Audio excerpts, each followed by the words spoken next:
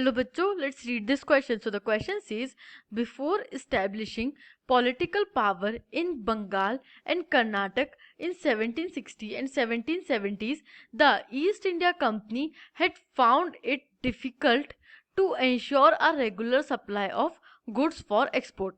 यहाँ पे give reasons, यहाँ पे हमें एक स्टेटमेंट दिया हुआ है और इस स्टेटमेंट में कहा है कि पॉलिटिकल पावर एस्टेब्लिश करने के पहले, जब ईस्ट इंडिया कंपनी ने पॉलिटिकल पावर एस्टेब्लिश करी, उसके पहले ईस्ट इंडिया कंपनी के लिए रेगुलर सप्लाई ऑफ गुड्स को इंश्योर करना बहुत ज़्यादा डिफिकल्ट हो रहा था। और इसके रीज़न क्या थे? Give reason. Let's see the key concept.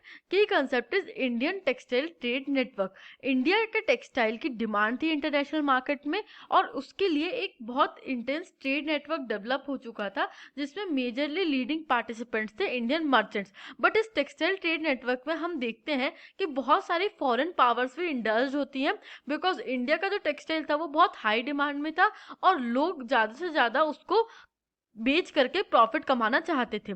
Let's see the answer.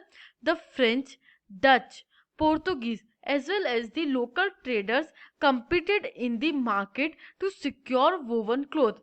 Weavers and suppliers could bargain and try selling the produce to the best buyer. Due to high competition in international market for fine Indian textile good, it was difficult for East India Company to ensure a regular supply. क्या होता है, बहुत सारे competitors होते हैं textile market में जो कि इंडिया के फाइन टेक्सटाइल के लिए compete कर रहे होते हैं।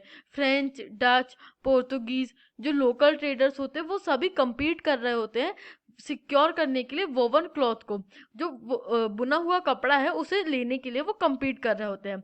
और जो वीवर्स और सप्लायर्स होते हैं वो भी बार्गेन कर सकते हैं और बेस्ट बायर को, जो उनको सबसे अच्छा प्राइस दे रहा है, ऐसे बेस्ट बायर को वो सेल कर सकते हैं।